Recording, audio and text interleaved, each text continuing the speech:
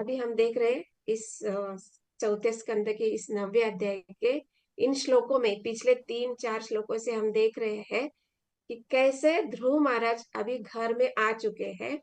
तो ध्रुव महाराज की जय, क्योंकि ध्रुव महाराज इतनी बड़ी तपस्या करके भगवान का साक्षात दर्शन प्राप्त करके भगवान से आशीर्वाद प्राप्त करके अभी घर आए हैं।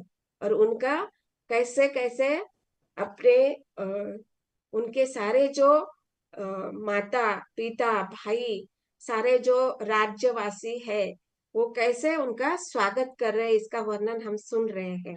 और कैसे यहाँ पे अभी श्लोक संख्या 48 में बताया जा रहा है कि उनका जो भाई ध्रुव, ध्रुव का भाई कौन है? उत्तम।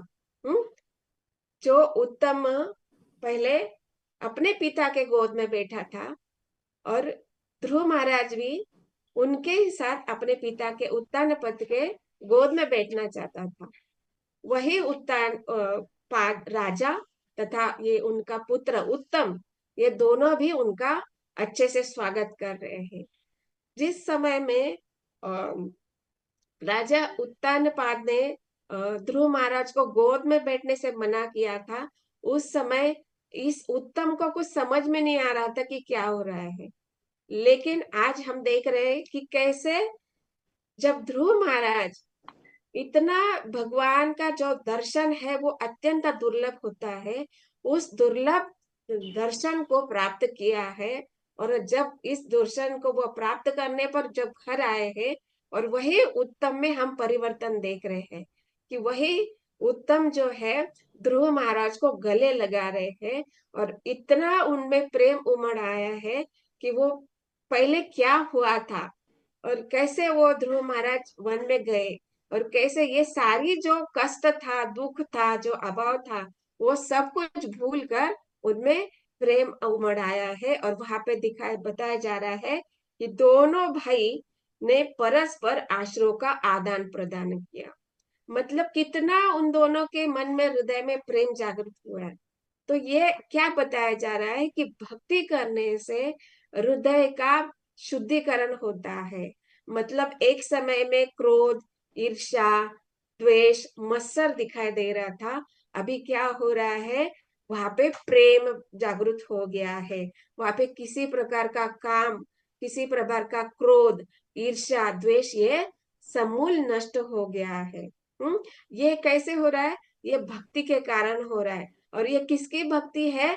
ध्रुव महाराज की भक्ति। और हम सब देखते हैं कि कोई एक परिवार में भक्त बन जाता है तो इसका जो फायदा होता है, लाभ होता है, ये परिजनों को भी प्राप्त होता है। और ये ध्रुव के भक्ति के कारण उत्तम के भी हृदय में परिवर्तन हम देख रहे हैं।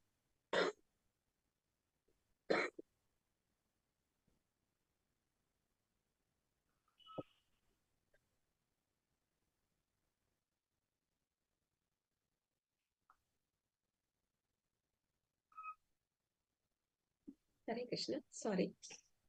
तो हम देख रहे हैं कि कैसे ये भक्ति, कहते हैं ना कि भक्ति जो है सारे जो अमल है उसको नाश, सारे मलों का नाश करने वाली है और हृदय को शुद्ध बनाकर अमल बनाने वाली है।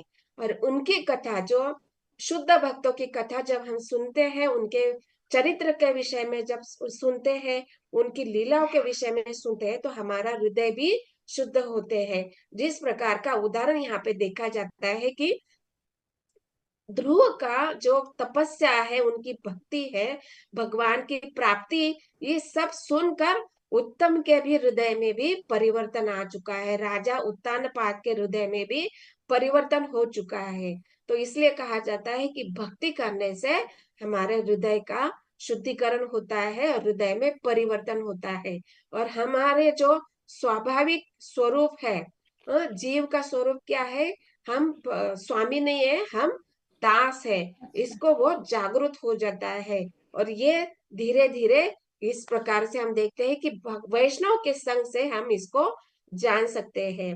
और कैसे यहाँ पे बताया जा रहा है कि ध्रुव के द्वारा ये जो उत्तान पाद है या उत्तम है, ये उनमें वो परिवर्तन देखने को हम लोगों को दिख रहा है। और वो कैसे हो रहे हैं, इतना उनमें रोमांच आ रहा है कि उनके आंसू बह रहे हैं। और हम लोगों ने पिछले श्लोक में देखा कि वो जो आंसू बह रहे हैं, तो वो कैसे आंसू बताए गए हैं, और वो प्रेम के आंसू बताए गए हैं। और प्रेम के आंसू और दुख के आंसू में भी अंतर बताया गया है। जो प्रेम के आंसू होते हैं वो कैसे होते हैं, ठंडे होते हैं। और जो दुख के आंसू होते हैं वो गर्म होते हैं, क्योंकि इसमें क्रोध बहुत ज्यादा प्रमाण में होता है। और क्रोध के कारण वो सारे शरीर में के अवयव में दिखता है क्रोध। और क्रोध के कारण ये जो अश्रु जो होते हैं वो मूलतः ठंडे होते हैं, लेकिन क्रोध के कारण वो गर्म होने लगते हैं। और यहाँ पे हम देख रहे हैं कि ये जो उत्तानपाद, राजा ध्रुव, राजा उत्तम, तथा जो रानियां है सुरुचि तथा सुनीति, और उनके और भी जो परिजन है, उनके अंदर ये जो अश्रु बह रहे हैं वो प्रेम के अश्रु है। क्योंकि तुरंत पता चल रहा है कि ये ठंडे आंसू होने से ये प्रेम के ही अश्रु बताए गए हैं। हाँ? तो इस प्रकार उनमें वो भक्त होने के नाते ये सारा भक्ति का ही प्रभाव बताया जा रहा है। ये भक्ति का ही विशेषता बताया जा रहा है।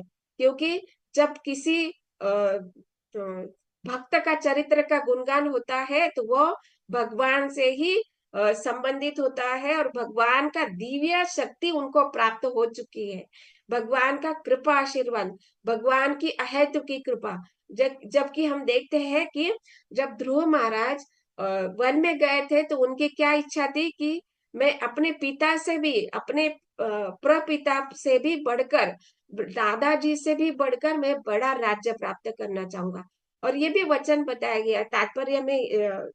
50 वाला जो श्लोक है उसके तात्पर्य प्रभुपाद जी ने लिखा है कि वो माता को याद आता है, क्या याद आता है, कि ध्रुव ने बोला था कि जब तक मुझे राज्य, अपने दादाजी से भी बढ़कर राज्य प्राप्त नहीं होता है, तब तक मैं घर लौटकर नहीं आऊंगा। दैट मीन्स यहाँ पे बताया जा रहा है कि उनको राज्य प्राप्त हो चुका है, इसलिए तो वह घर आए हैं ना। अगर एक, क्योंकि यहाँ पे क्या बताया जा रहा है कि ये क्षत्रिय का स्वभाव होता है कि वो, अगर वो कोई इच्छा करता है और वो उसको प्राप्त नहीं करता है तो वो क्षत्रिय नहीं माना जाता है। मतलब ऐसे एक स्वभाव बताया जा रहा है कि ब्राह्मण का स्वभाव कैसा होता है, क्षत्रिय का स्वभाव कैसा होता है। और खास करके यहाँ पे ध्रुव महाराज का क्षत्रिय स्वभाव बताया जा रहा है कि उनमें एक प्रकार का वो जो भाव होता है कि नहीं, मैंने वो ठान लिया है तो मुझे वो प्राप्त करना ही है। ये एक क्षत्रिय का स्वभाव, जैसे उन्होंने वो दृढ़ संकल्प किया कि जब तक मुझे राज्य प्राप्त नहीं होता है, और वो भी कैसे, अपने दादाजी से बढ़कर राज्य प्राप्त मुझे नहीं होता है तो मैं घर नहीं लौटूंगा। और यहाँ पे बताया जा रहा है कि उनको वो वापस आ रहे हैं, दैट मीन्स यहाँ पे उनको वो राज्य प्राप्त हो चुका है। और यही बात यहाँ पे बताया जा रहा है कि ये जो उनकी माता है सुनी थी वो जान गई थी। अभी इस बात के लिए तो वो सुनी थी, अच्छे से जानती थी कि, क्योंकि उन्होंने ही मार्गदर्शन किया था ना कि आप वन में जाइए, वहां पे बड़े बड़े महर्षि होते हैं, सिद्ध मुनि होते हैं, संत होते हैं जिन्होंने भगवान का दर्शन किया है, और वो दर्शन के अभिलाषी भी है, तो वो आपको मार्गदर्शन कर सकते हैं। इसलिए सुनीति को ये अच्छे से पता चल गया था कि हाँ, इसको ये प्राप्त हुआ है, इसलिए वो अभी घर वापस आया है। और वो उन्होंने देखा कि मेरा पुत्र घर वापस आया है, तो उनके अंदर भी वो प्रेम जो है वो बहुत उमड़ आया है। और देखते हैं, हम सब जानते हैं कि माता का जब प्रेम उमड़ आता है तो वो हृदय से प्रकट होता है। जैसे अपने एक शिशु के लिए वो दूध के रूप में प्राप्त होता है, ऐसे बड़े पुत्र के लिए क्या होता है, अश्रु के रूप में वो प्रेम उमड़ आता है। और हम देख रहे हैं कि कैसे वो माता जो है वो अपना जो पहले वाला जो दुख था, भय था, शोक था, मोह था, उसको पूर्ण रूप से भूल गई है। क्यों? क्योंकि जो राजा था वो ज्यादा प्रेम नहीं करता था उनसे, वो, उनका प्रेम तो ज्यादा सूर्य की ओर था। तो इसलिए उनका थोड़ा एक प्रकार से दुख भी उनको था कि राजा जो है वो दूसरे पत्नी के लिए ज्यादा प्रेम दिखाता है, मेरे पुत्र के लिए भी ज्यादा प्रेम नहीं दिखाता है, दूसरे पत्नी के पुत्र के लिए ज्यादा प्रेम दिखाता है। इस प्रकार का उनका वो थोड़ा शौक या हम मोह भी बोल सकते हैं, अपने पुत्र के प्रति थोड़ा मोह था। लेकिन अभी वो सारा जो शोक मोह भय जो था, वो समझ गए कि ये सारा जो शोक मोह भय था वो भौतिक था, वो थोड़ा समय के लिए था। लेकिन अभी मेरा पुत्र ने ये भगवान को ही प्राप्त किए कर लिया है। तो ऐसे भगवान जो योगियों द्वारा, ज्ञानियों द्वारा और अलग अलग योगासन करने वाले के लिए भी दुर्लभ होता है। जैसे बताया जाता है कि ज्ञानियों को बहुत इंद्रियों का संयम करना होता है, बहुत अध्ययन करना होता है, तब भी वो भगवान को पूर्ण रूप से नहीं जान पाते हैं। वे ब्रह्म को समझ सकते हैं, परमात्मा के समझ सकते हैं, लेकिन भगवान के साकार रूप को भले ही वो समझ पाए, लेकिन उनका ज्ञान इतना सीमित होता है कि वो भगवान से साक्षात आदान प्रदान नहीं कर सकते हैं। ये ज्ञानियों का स्तर होता है। और योगी का स्तर क्या होता है? वो अलग अलग योग मार्ग के द्वारा परमात्मा को स्वरूप को जान सकता है। वो क्या करते हैं? परमात्मा का स्वरूप तक जानने तक वो भी भगवान तक नहीं पहुंच पाते हैं, वो भगवान का साकार रूप को समझ ही नहीं पाते हैं। योगी तो परमात्मा तक पहुंच पाते हैं, लेकिन भगवान का वो साकार रूप का समझने पर भी वो ब्रह्म में ही लीन होना चाहते हैं, भगवान का तेज को ही प्राप्त करना चाहते हैं। वो कभी भी भगवान का जो साकार रूप है उनसे आदान प्रदान नहीं कर रहा है, करना चाहता है। जबकि श्रीमद् भागवतम के द्वितीय स्कंद में बताया गया था कि ये जो योगी होते हैं वो योग आसन के द्वारा, विविध आसनों के द्वारा, इस मार्ग के द्वारा भगवान को प्राप्त भी कर लेते हैं। जैसे एक उदाहरण बताया गया कि जैसे एक मछली को पकड़ने के लिए कांटा लगाते हैं और कांटा में कुछ तो जीव या जंतु ऐसे मांस का टुकड़ा फंसा देते हैं, जिसको खाने के लिए मछली आ जाती है। और वो मछली खाने के लिए आती है तो उसमें फंस जाती है, उस कांटे में फंस जाती है। उसी प्रकार ये जो योगी होते हैं, भगवान को अभी उनके लिए भगवान कौन है? योगियों के लिए परमात्मा है। हाँ? अभी परमात्मा को प्राप्त करने के लिए वो भक्ति करते हैं, क्योंकि किसी भी सिद्धि का प्राप्ति के लिए भगवान की भक्ति करनी आवश्यक है। अगर भगवान की भक्ति नहीं करते हैं तो उनको किसी भी मार्ग की सिद्धि प्राप्त नहीं होती है। तो वहां पे बताया गया था कि योगी जो होते हैं, ये भगवान की भक्ति भक्ति जो मार्ग है, या भगवान परमात्मा को प्राप्त करने के लिए भगवान को ही उस कांटे के स्वरूप में यूज करते हैं।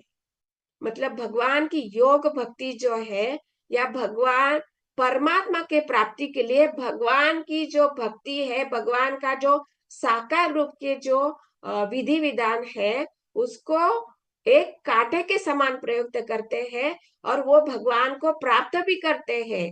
और भगवान उनकी विधि से प्रसन्न भी होते हैं, और वो भगवान को साक्षात दर्शन करते हैं। और वो भगवान बोलते हैं कि आपको क्या इच्छा है? तो भगवान से वो बोलते हैं कि हमें सायुज्य मुक्ति चाहिए। तो इसलिए कहा गया है कि ये जो योगी होते हैं, ये भगवान को एक कांटे के समान यूज करते हैं, और जैसा ही वो मछली प्राप्त हो जाती है तो कांटे को निकाल के फेंक देते हैं। उसी प्रकार जो योगी होते हैं, वो भगवान को प्राप्त कर लेते हैं, साक्षात दर्शन भी कर लेते हैं, साकार रूप को देख भी लेते हैं, लेकिन प्राप्ति क्या करते हैं? चाहते क्या है? क्योंकि वो उनकी एक इच्छा होती है कि हमें सायुज्य मुक्ति चाहिए, ब्रह्मानंद की प्राप्ति चाहिए। तो इसलिए वो ब्रह्मानंद की, भगवान बोलते हैं ठीक है, आपकी इच्छा है ब्रह्मानंद की, तो अब मैं आपको प्रदान करता हूँ आपकी इच्छा के अनुसार। क्योंकि हर एक जीव को भगवान ने स्वतंत्रता दी है, इसलिए योगी भगवान को ही एक कांटे के समान यूज करके ब्रह्मानंद को प्राप्त करता है। तो इस प्रकार हम देखते हैं कि ये जो भगवान का जो साकार रूप का जो आदान प्रदान होता है, वो केवल भगवान के भक्त ही जान सकते हैं। किसी भी प्रकार के योगी या ध्यानी नहीं जान सकते हैं। और इसके लिए हम देखते हैं कि ये जो भगवान के प्रति प्रेम केवल भगवान के शुद्ध भक्त ही कर सकते हैं, क्योंकि ये जो प्रेम की भावना है ये ना तो योगी में होती है ना तो ज्ञानी में होती है। ये प्रेम केवल भक्त ही कर सकता है, वो भी भगवान का शुद्ध भक्त, जिसमें किसी भी प्रकार का योग या ज्ञान मिश्रित नहीं होता है, किसी प्रकार का सकाम भाव की इच्छा नहीं होती है। लेकिन यहाँ पे हम देख रहे हैं कि ध्रुव महाराज ने तो सकाम इच्छा की थी, फिर भी भगवान उनको कैसे प्राप्त हो गए। लेकिन यहाँ पे बताया जाता है कि भगवान जो है किसी पर किसी की तपस्या देखकर, वो किस भाव से तपस्या कर रहा है इसको देखकर भगवान अपनी अहेतु की कृपा प्रकट करते हैं। अभी यहाँ पे ध्रुव महाराज कैसे है, छोटे से 5 वर्ष की आयु है और कितनी कठिन तपस्या कर रहे हैं, जो किसी कोई भी योगी ध्यानी ज्ञानी नहीं कर सकता है। उस प्रकार से बढ़कर उन्होंने तपस्या की थी। और उनकी इच्छा क्या है, छोटी सी भौतिक लाभ की इच्छा है। मतलब छोटी सी क्यों कहा जा रहा है, क्योंकि यह भौतिक है ना, ये राज्य तो शरीर के बाद छूट ही जाने वाला है, तो इसलिए इसको छोटी सी इच्छा प्राप्त किया।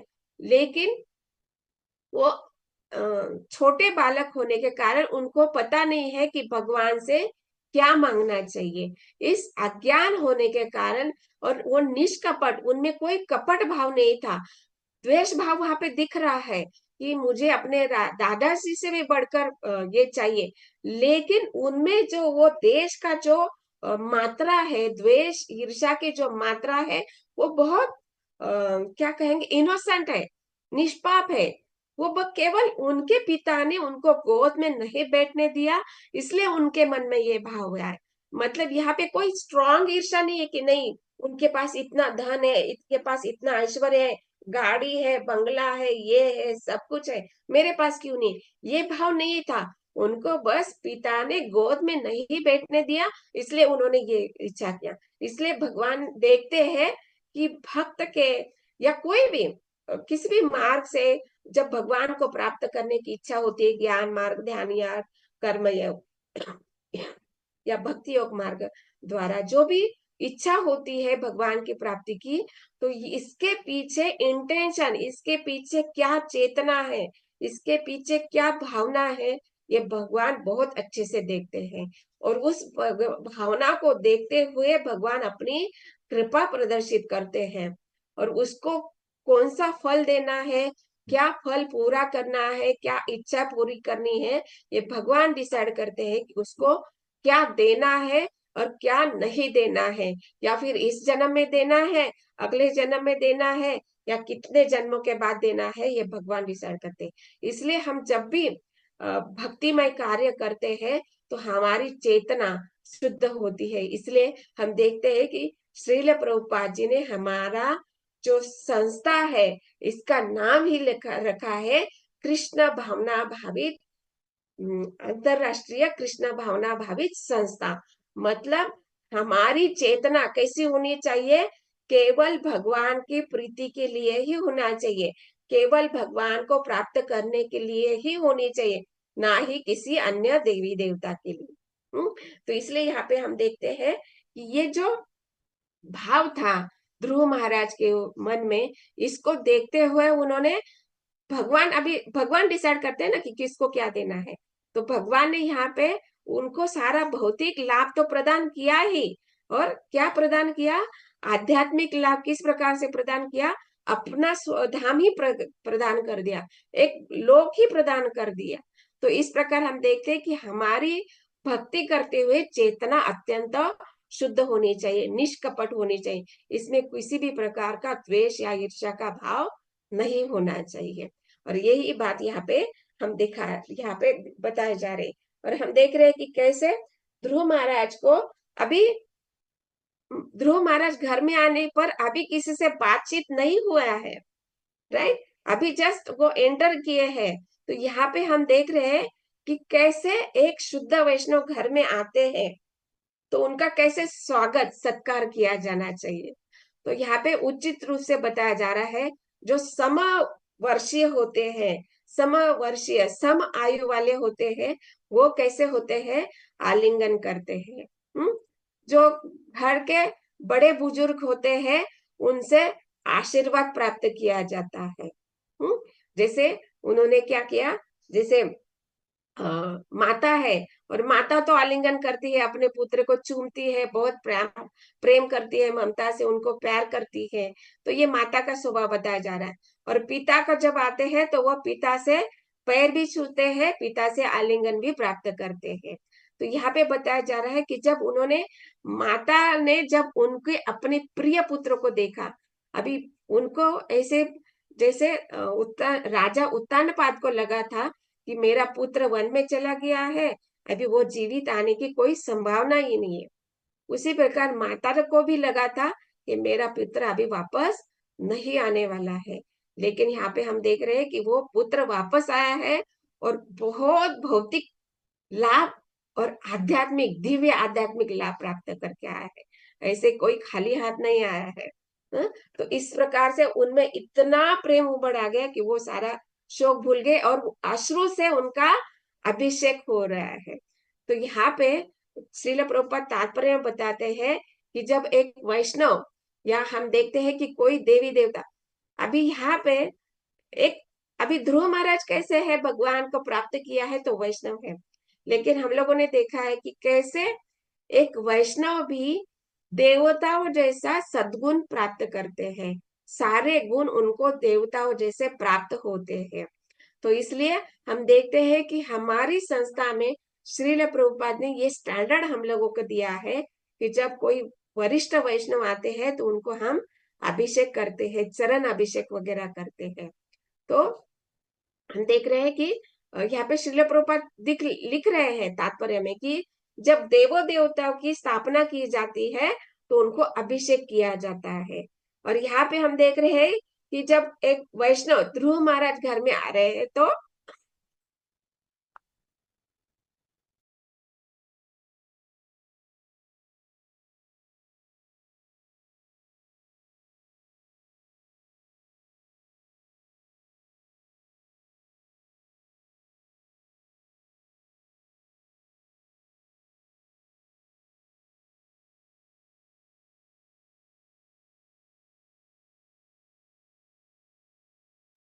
हरे कृष्णा, सॉरी। तो हम देख रहे हैं कि कैसे ध्रुव महाराज घर में आए हैं तो उनका भी एक प्रकार से अभिषेक हो रहा है। तो यहाँ पे बताया जा रहा है कि जब देवों की स्थापना होती है तो उन्हें दूध, दही तथा जल से स्नान कराया जाता है, और यह संस्कार अभिषेक उत्सव कहलाता है। और ये क्या हो रहा है, यहाँ पे माता के द्वारा ये दूध, दही, अश्रु के जल के द्वारा उनका अभिषेक किया जा रहा है। तो इस प्रकार हम देखते हैं कि आज भी जहां पर भी मंदिर में हम देखते हैं स्थापना होनी है, या भगवान का कुछ विशेष उत्सव होते हैं, तो ये अभिषेक संपन्न किया जाता है। और इसमें सारे क्या वस्तुएं प्रयुक्त होती है, जैसे दही, दूध, जल। और ये जल भी कैसे होता है, गंगा जल, या फिर हम देखते हैं कि नारियल का पानी। तो ये सारे जो घी, घी भी होता है, वो शुद्ध होता है। कैसे, गाय के दूध से बना हुआ शुद्ध घी प्रयुक्त किया जाता है। तो ये सारे जो वस्तुएं हैं ये भगवान के अभिषेक के लिए है, देवी देवताओं की स्थापना के लिए भी हम देखते हैं कि इन सारी वस्तुओं से अभिषेक किया जाता है। दैट मीन्स यहाँ पे हम सिखाया जा रहा है कि जब कोई वैष्णव आता है तो कम से कम हम जल से उनका चरण अभिषेक कर सकते हैं, और करना चाहिए, ऐसे यहाँ पे बताया जा रहा है। और जब हम देख रहे हैं कि जब ध्रुव महाराज आए तो माता के द्वारा उनका ये सारे दही तथा दूध के द्वारा, जल के द्वारा उनका अभिषेक किया जाता है। तो हम देखेंगे कि अभिषेक के लिए हम लोगों ने, सबने देखा है कि इस्कॉन में मंदिर में अब जब जाते हैं, जैसे जन्माष्टमी फेस्टिवल होता है, राधाष्टमी होता है, ये गौर पूर्णिमा वगैरह फेस्टिवल होते हैं, तो इसमें अभिषेक किया जाता है। तो हम क्या करेंगे ना, अभी थोड़ा सा प्रश्न उत्तर करेंगे कि खास करके ये नए नए जो लोग हैं, नए नए भक्त जो जुड़े हैं, मंदिर गए हैं, तो उन्होंने देखा होगा कि क्या अभिषेक के लिए क्या क्या वस्तुएं वहां पे यूज की जाती है, किसको किसको पता है। तो हम आप लोग सब हाथ ऊपर कीजिए, और मैं पूछूंगी कि आपको क्या क्या वस्तुएं हैं, आप प्लीज बताइए। यस, विनय माता जी, अभिषेक के लिए क्या क्या वस्तुएं प्रयोग की? दूध हम्म। आ, और हनी, हम्म। शक्कर हम्म। और दही हम्म। और पंचामृत है ना, ये हो जाता है, दूध घी दही घी शक्कर। और सबका टर्न आएगा माता जी। शक्कर नहीं होता है, ओके, यस। हनी हमारा साइड शक्कर यूज करते हैं, केला ओके। भी यूज करते हैं मध्व इधर कृष्ण का अभिषेक में केला ओके। भी होता है, ओके। दही होता है, दही होता है। हम्म। यस, एक मंजू एक माता जी। मंदिर में नारंग यस। का पानी भी यस यूज माता जी, करते अभी हैं। नेक्स्ट को टर्न मौका देते हैं। यस, मंजू माता जी। हरे कृष्णा माता जी, सॉरी, जो दही, दूध, हनी और तुलसी के पत्ते, गंगा जल, जल, ओके। दही, और तो और उसका कुछ कुछ का रस भी चढ़ता है ना, जैसे तरबूज हुआ, क्या बोलते हैं वो, एक बड़ा सा नहीं आता, उसका भी रहता है। जूस, और कुछ जूस, जूस। दूध से भी है, हम्म। नारियल से होता है, शंख में डाल डाल से करते रहते हैं ना, बहुत हाँ। सारा रहता है, yes, बता नहीं बिल्कुल। पा रहे, बहुत सारा रहता है। ओके ओके, यस, संकल्प माता जी। दही दूध घी हाँ, जो नहीं जल, बताए वो बताइए। हाँ ये गोमूत्र। Okay,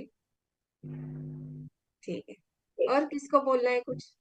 yes Lalit. चंदन भी यूज कर सकते हैं। फूल कई लोग फूल माता चंदन जी, भी। फूल का अभिषेक करते हैं ना, फूल। हाँ, तो नाक को चंदन हाँ, यूज करते हैं, नारियल पानी यूज करते हैं, अभिषेक। नारियल पानी। एक एक हाँ, मिनट। Dry dry yes. जी, फ्रूट का माला डालते हैं भगवान को। हाँ, हाँ। हरी बोल। अभी ललिता माता जी बोल रहे हैं, मैं सबको चांस देने वाली हूँ। यस। मैं एक एक बोल रही हूँ, ओके। फूल फूल का अभिषेक होता है। यस, लक्ष्मी माता जी, आप क्या बोल रहे थे? हाँ, चंदन, फिर एक हनुमान जी को बड़ा, वो बड़ा का माला, जैसे वो अभी बोला उसका बनाते हैं। फिर अभिषेक तो नहीं, पर वो माला डालते हैं, माला जी को ये सब करते हैं। और नारियल पानी, नारियल पानी, तो और दही दही, ये तीन। ओके। यस, योगिनी माता जी, और घी कुछ ऐड घी करना है क्या? घी घी यूज करते हैं, हाँ। शुद्ध घी, हाँ, काऊ घी। एंड वो ड्राई फ्रूट्स की माला डालते हैं हाँ। विग्रह यस। पे, ड्राई हम्म। फ्रूट्स, फ्रूट्स वगैरह, अलग अलग बेरी और हाँ। द्राक्ष और ये सब, यस। काजू वगैरह का सब, यस। अंजीर ये वगैरह का। उदरंगा माता जी, उदरंगा माता जी, आप कुछ कह रहे थे? ड्राई फ्रूट की माला जो है ना माता जी, बदलते भी रहते हैं ना, हाँ। बीच बीच में चेंज हाँ। करते हैं। हाँ। और फिर लास्ट में पुष्प अभिषेक होता है। बाकी तो सब आगे बहुत सारी बात करते हैं। यस। ओके। तुलसी का माला भी डालते हैं ना? यस, तुलसी के या तुलसी तुलसी हाँ, दल होता है, तुलसी दल होता है, तुलसी का हाँ, माला, हाँ, मतलब ऐसे फेस्टिवल में, एकादशी में भगवान को चढ़ाया जाता है। लेकिन हाँ, अभिषेक के समय में जो भी पदार्थ भगवान के अभिषेक के लिए यूज किया जाता है, तो वो शंख के द्वारा भगवान का डाल, अभिषेक किया जाता है। तो हम देखते हैं कि ये अभिषेक जो होता है भगवान का, ये सारे पवित्र वस्तुओं से होता है। अभी सबसे पहले बात में ये बताना चाहती सॉरी माता जी, रोज रोज का फ्लेवर आता है, हम जब चखते हैं ना तो रोज का फ्लेवर भी होता है, तो रोज वाटर डालते हैं शायद। हूँ। यस, रोज वाटर डालते हैं। हाँ। तो हम देखते हैं कि मतलब जो जो उत्तम वस्तुएं जो है यहाँ पे खाने की, या जो वेद में जो बताया गया है कि उत्तम या शुद्धतम वस्तु, शुद्धतम मतलब सुपरलेटिव डिग्री, मतलब शुद्ध, शुद्धतर और शुद्धतम, ऐसे जो सुपरलेटिव डिग्री जो है वो शुद्ध, जो अतिशय शुद्ध वस्तु माना गया है, उसको कहा जाता है। और मैंने एक क्लास में भी आपको शायद मैंने पूछा था कि जब व्यासदेव इस महाभारत की रचना कर रहे थे, तो महाभारत की रचना उनको करनी थी इन कलयुग के जीवों के लिए, क्योंकि उन्होंने देखा कि कलयुग के जो बहुत मंदभागी है, हतभागी है, मंद बुद्धि है, तो इनको भगवान की प्राप्ति कैसी होगी। तो उन्होंने सोचा कि मैं महाभारत लिख देता हूँ, और महाभारत को समझ पढ़ने से, इतिहास जानने से उनको भगवान का विषय में ज्ञान प्राप्त होगा। इसलिए उन्होंने महाभारत लिखने की सोची। तो जब उन्होंने अभी ये लिखने का सोचा, तो अभी उनको एक राइटर चाहिए था, लिखने वाला कोई तो चाहिए। तो इसके लिए उन्होंने एक व्यक्ति को चुना। हम सब जानते हैं किसको चुना। गणेश जी को। गणेश गणपति गणेश जी गणपति को। गणपति गणेश यस, बिल्कुल। अभी अभी हम लोगों ने गणपति उत्सव सेलिब्रेट किया है। तो हम सब जानते हैं कि उन्होंने, व्यास जी ने गणपति जी को ये कार्य दिया कि आप मेरे राइटर बनो, मैं आपको बोलूंगा और आपको लिखना है। तो गणेश जी तो गणेश जी है, और व्यासदेव तो कोई साधारण जीव नहीं है, शक्ता भगवान के शक्तावेश अवतार है। तो उनमें भी अलग अलग, देवी देवताओं में भी अलग अलग शक्ति होती है, और व्यास देव तो भगवान के स्वयं शक्तावेश अवतार होने के कारण उनमें भी वो शक्ति है। तो जब गणेश जी को चुना गया लिखने के लिए, तो व्यासदेव से उन्होंने एक कंडीशन डाल दिया कि हे व्यासदेव, मैं आपका राइटर तो बनने के लिए तैयार हूँ, लेकिन आप बीच में कभी भी रुकना नहीं है आपको, ठीक है। तो व्यासदेव बोलते ठीक है, लेकिन मेरी भी एक कंडीशन है कि मैं जो श्लोक या जो कुछ मैं आपको बता रहा हूँ, उसको आपको समझ कर लिखना है। जहां पर आपको समझ में नहीं आ रहा है, उसको आपको नहीं लिखना है। दैट मीन्स आपको वो पूरी तरह से समझ में आना चाहिए। तो ठीक है, दोनों का डील डन हो गया। तो अभी वहां पे व्यासदेव बोलना शुरू कर दिए और लिखना शुरू कर दिए गणेश जी ने। अभी लिखते लिखते क्या हो गया, उनका जो पहले हम सब जानते हैं कलम होती थी लकड़ी की, और वो लकड़ी के कलम से वो लिखा जाता था। तो लिखते लिखते उनका वो कलम टूट गया। तो हम सब जानते हैं क्या किया गणेश जी ने।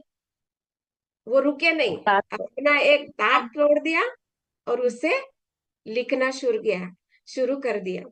तो मतलब वहां पे उन्होंने किसी प्रकार का ब्रेक नहीं लिया। तो इसलिए हम देखते हैं कि गणपति जो है एक दंत नाम से भी प्रसिद्ध है। उसके बाद क्या हो गया ना, कि अभी व्यासदेव को जाना था नेचर्स कॉल के लिए, मतलब कुछ और विधि के लिए उनको समय चाहिए था। और गणेश जी ने तो बोला कि मैं रुकने वाला नहीं हूँ। तो अभी क्या करना चाहिए, अभी ये गणेश जी तो बुद्धि के देवता है ना, वो मानने वाले नहीं है ऐसे। तो अभी क्या करना है, तो व्यासदेव उनको एक श्लोक बोलते हैं, और उस श्लोक में ऐसे 4-5 चीजें बोलते हैं कि पशु की हड्डी जो अत्यंत निकृष्ट मानी गई है, जिसको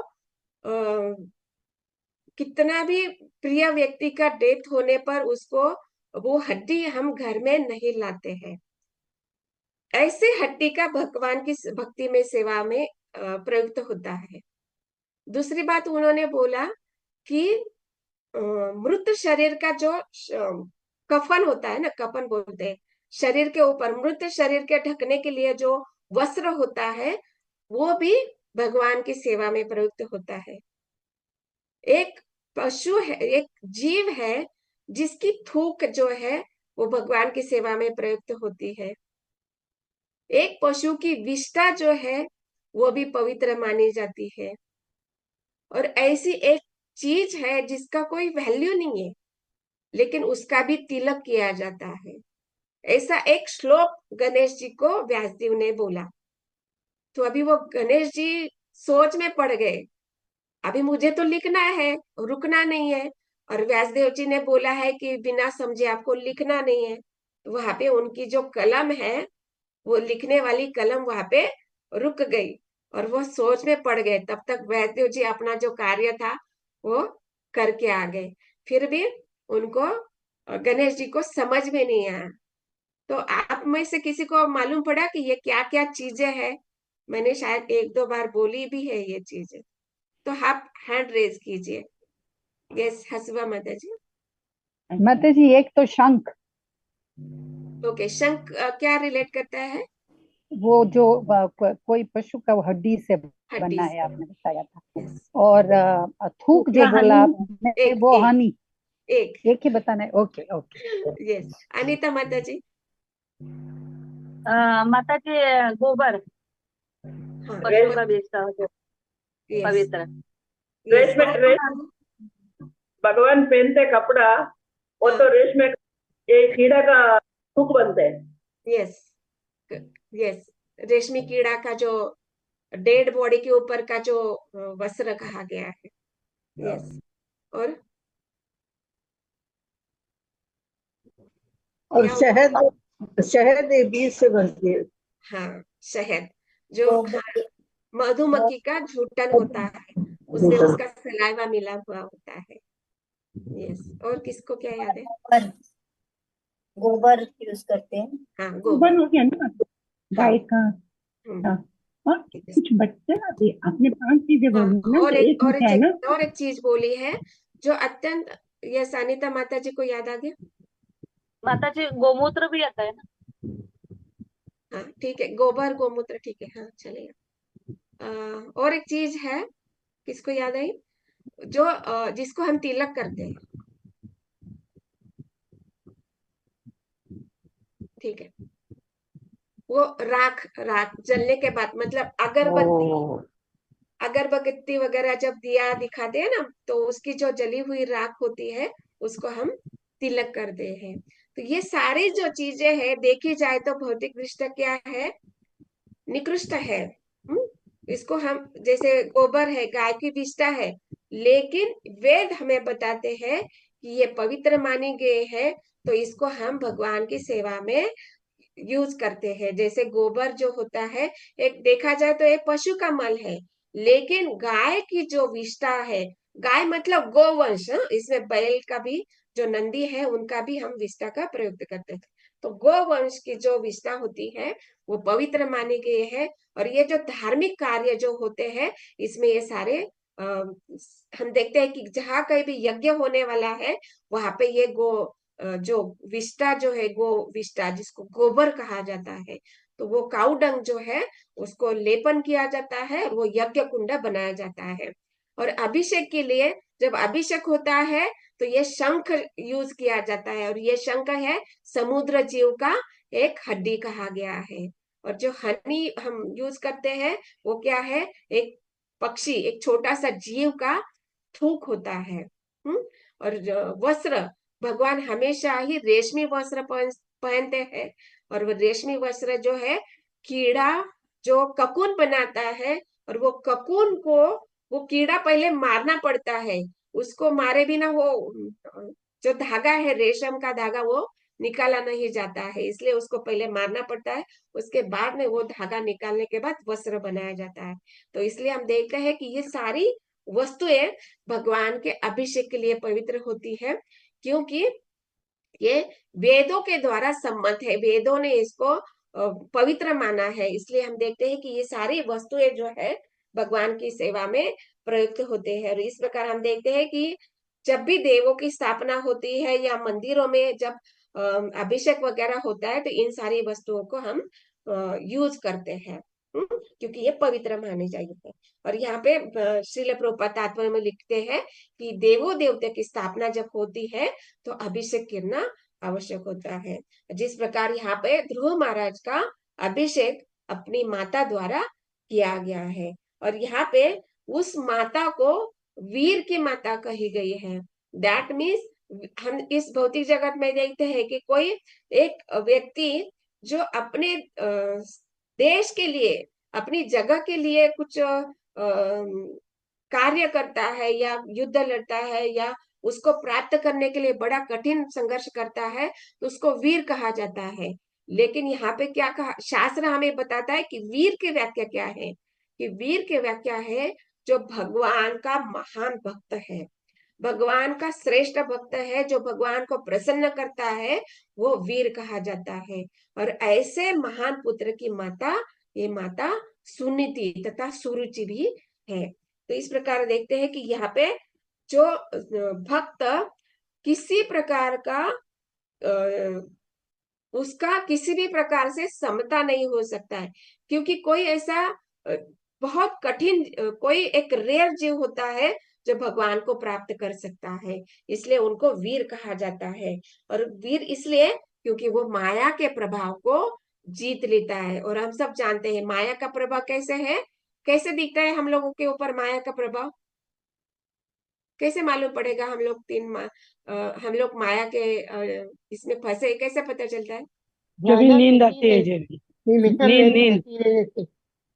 3 मोड्स ऑफ मटेरियल बहुत नेचर ही, में हम जब हाँ एंटेंगल रहते हैं ना तब तक। हाँ, हाँ तीन प्रकार के जो गुण है उसके अंदर हम फंसे हुए हैं, रजोगुण, तमोगुण तथा तमोगुण। सतोगुण। सतो, रजो तथा तमोगुण, इन तीनों के अंदर फंसे होने के कारण हम पता चलता है कि हम माया के अंदर फंसे हुए। लेकिन जब भगवान के भक्त बनने का प्रयास करते हैं, भक्त बन जाते हैं, तो हम माया को जीत लेते हैं। दैट मीन्स हम माया के परे जाते हैं। मतलब क्या कि हम माया शक्ति मतलब बहिरंगा शक्ति को त्याग कर हम अंतरंगा शक्ति के प्रभाव में आ जाते हैं। तो ये जब माया शक्ति के प्रभाव को हरा कर अंतरंगा शक्ति में प्राप्त करना, ये अंतरंगा शक्ति के प्रभाव में आना, उनके मार्गदर्शन में प्राप्त होना, ये कोई साधारण जीत नहीं है। जैसे हम देखते हैं कोई जेईई एग्जाम में टॉप कर जाता है तो हम कितना खुशी मनाते हैं, कितना खुशी मनाते हैं। तो हम ये सोचते हैं कि उसने एक जग जग ही जीत लिया, ऐसे हम सोचते हैं। लेकिन हम देखते हैं कि जब कोई जीव माया को त्याग कर आध्यात्मिक जगत में प्राप्त कर लेता है तो बहुत बड़ी जीत मानी गई है। दैट मीन्स उसका कभी भी एक बार इस जगत में मृत्यु होने पर उसकी कभी भी मृत्यु नहीं होने वाली है। तो इस प्रकार की जीत वो प्राप्त कर लेता है। और यहाँ पे बताया जाता है कि ध्रुव महाराज ने उस प्रकार की जीत हासिल कर ली है। और जैसे कि यहाँ पे भगवान ने भी उनको आशीर्वाद दिया ना, बताया ना पिछले श्लोकों में कि जब आप इस देह को छोड़ेंगे तो आप ध्रुव लोक को प्राप्त करेंगे। और वो लोग क्या है, विष्णु लोक से विष्णु लोक से जाना जाता है, जो मेरा ही लोक है। और यहाँ पे बताया जाता है कि जब श्रील प्रभुपाद तात्पर्य में लिख रहे लास्ट पैराग्राफ में कि जब भगवान चैतन्य ने रामानंद राय से संसार के सबसे प्रसिद्ध मनुष्य का नाम पूछा तो उन्होंने उत्तर दिया कि जो भी भगवान का महान है, महान भक्त है, वही सबसे प्रसिद्ध व्यक्ति माना जाता है। दैट मीन्स हमें इस भौतिक जगत में यश प्राप्त करना है तो कोई किस प्रकार का लेवल का एग्जाम देकर पास करने से यश तो प्राप्त होने ही वाला है, वो भौतिक यश हमें तो मिलेगा ही, लेकिन हमें शाश्वत यश की प्राप्ति तभी होगी जब हम भगवान के महान भक्त बनेंगे। और इसका सर्वश्रेष्ठ उदाहरण हमें देखते हैं कि श्रील प्रभुपाद अकेले प्रभुपाद जी ने इतना बड़ा यश प्राप्त किया कि कितने कितने पीढ़ियों तो कितने कितने सालों तक हम ये भगवान श्रील प्रभुपाद का गुणगान होते रहने वाला है। और ये स्वयं श्रील प्रभुपाद के वाक्य है, शब्द है कि ये आने वाले 10,000 वर्षों तक ये सुवर्ण काल रहेगा और इसमें भगवान की भक्ति होगी, भगवान की भक्त बनेंगे। और ये जो भागवतम है, भगवत गीता, इसका निरंतर पठन पाठन तथा वाचन होने वाला है और इसका प्रचार होने वाला है।